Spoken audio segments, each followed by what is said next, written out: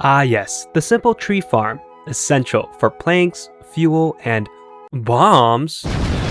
That's right. In this video, I'll be turning Minecraft Create's beloved tree farm into a core part of the military-industrial complex, because Minecraft proves that the children yearn for the mines and for Lockheed Martin. But to explain why and how I'm doing this, I have to turn back the clock to a few months ago, when I graduated with my chemical engineering degree. You see, at a job interview, I was asked a very simple question. Why did you choose chemical engineering? And I replied with, Minecraft. And then I got the job? But ironically, I've never actually played the mod for process engineering, the Create mod. So reflecting back to that job interview, I finally downloaded it with the Destroy add-on, which includes realistic chemistry simulations and equipment like vats, which are vessels that can be used as reactors, condensers, or even a bomb. It was at this moment that, like a vision in a dream, my purpose was revealed before me. I have to make the trees explode.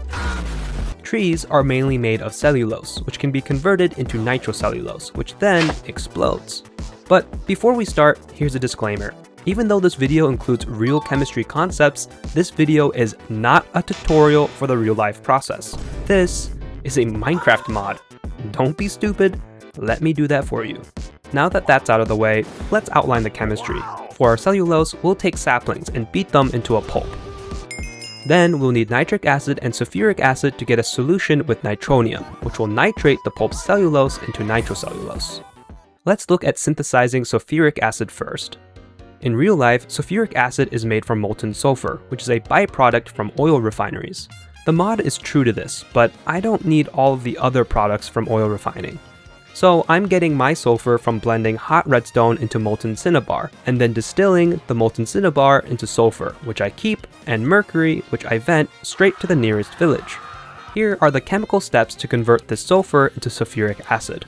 In reality, each of these steps would have multiple reactors at different conditions to optimize between conversion and rates. But because I'm not DuPont, but a single male in his 20s playing Minecraft, I'll be making large simplifications. But don't worry, I'm still definitely dying alone. Quick aside for my fellow chemical engineers watching, this add-on has significant departures from reality regarding reactor design. For example, while different phases can coexist in a vat, everything inside is perfectly mixed.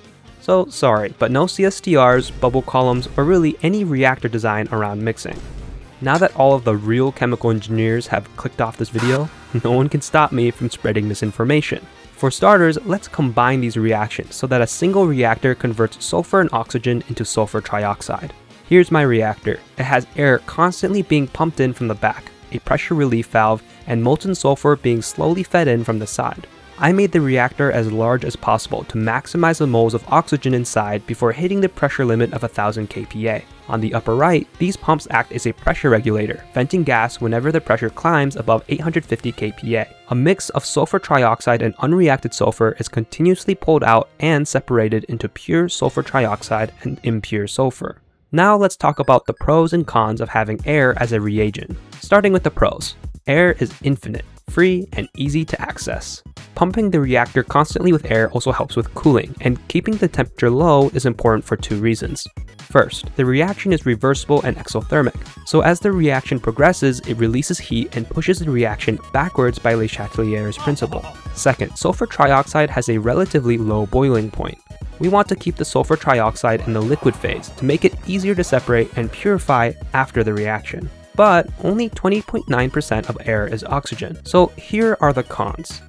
I need a huge reactor to cram in as much oxygen as possible before hitting the pressure limit of 1000 kPa. And to ram in more oxygen, gas is constantly being vented, which drops my conversion since some of my sulfur dioxide is being lost too. Because of all of this, despite the size of the reactor, it produces a pitiful amount of sulfur trioxide. And if I try to simply increase the flow rate, the conversion drops, faster than my GPA after freshman year. If I don't care about cost and waste for separation and only want to maximize the flow rate of sulfur trioxide, I can get almost 32 moles per second at 86% conversion. But to be honest, I feel like I can do better. So let's try a new design using pure oxygen instead of air. Getting pure oxygen is pretty easy, you just centrifuge air 3 times. However, this method is very slow, and scaling it up is both a headache and still too slow. The best way to get pure oxygen fast and in bulk is to condense it out of the air. Here's the design. I have one vat at oxygen's boiling point, which is above nitrogen's boiling point. So, as air is fed in from the top, the oxygen condenses into a super cold liquid and then gets transferred into the second vat. This second vat reheats the oxygen back into a gas around -20 degrees Celsius using 2 blaze burners and by pumping in a precise amount of liquid oxygen. This produces an immense amount of oxygen, to the point where I have 6 full-speed pumps venting the excess just to prevent overpressuring. Now that we have ample oxygen, we can build our new reactor.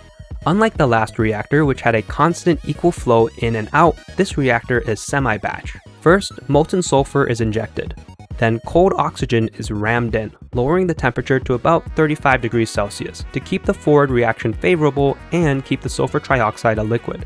Once the reactor reaches 850 kPa, the sulfur and sulfur trioxide liquid mixture is pumped out and the gases are vented. This cycle repeats every 12 seconds, achieving an 83.5% conversion and producing 250 moles per second of sulfur trioxide post-distillation, which is a huge improvement compared to the last reactor. Let's move on to the next reactor to turn this sulfur trioxide into sulfuric acid. My first design was a simple batch reactor that injects equal volumes of water and sulfur trioxide. After 20 ticks, the sulfuric acid solution is pumped out for purification, and the process repeats every 11 seconds.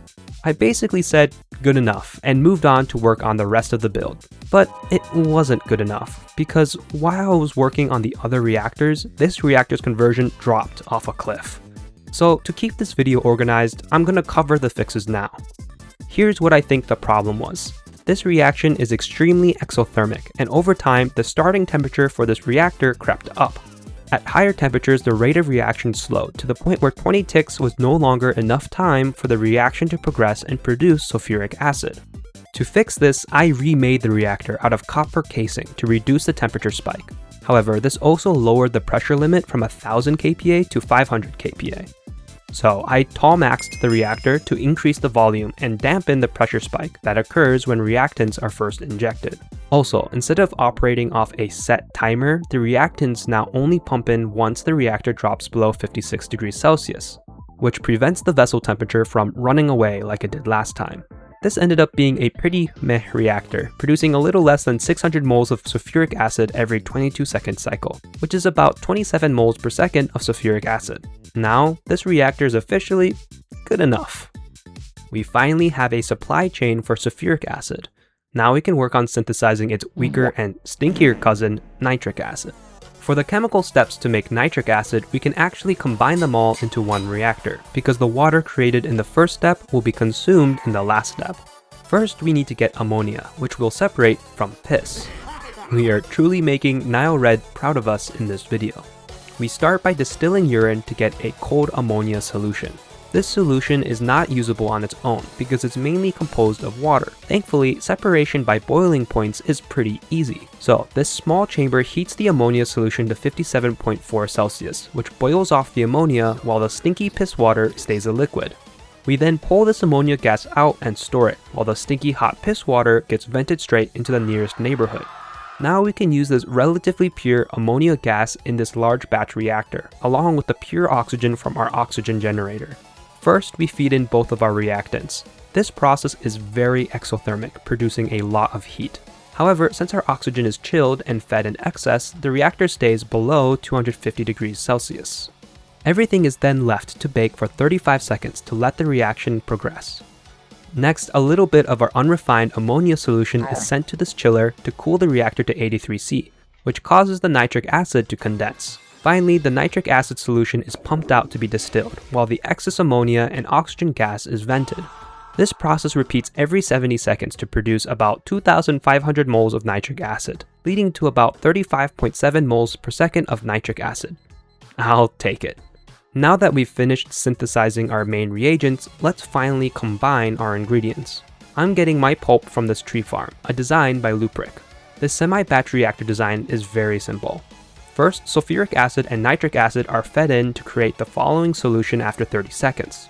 Then, pulp is continuously pushed through the reactor, consuming nitronium to be converted into nitrocellulose. Finally, once the smart observer detects a non-converted pulp, which signals that all the nitronium has been consumed, the entire vessel is purged to restart the process. This makes a little over 100 nitrocellulose clumps every 3.5 minutes, which is about 1 every 2 seconds. Now that that's done, we can put 1 nitrocellulose clump into this mixed explosive block, and it has an explosion similar to regular Minecraft TNT. We've finally done it, a production plant that turns trees into explosives. Alright, let's finally put this production plant to good use.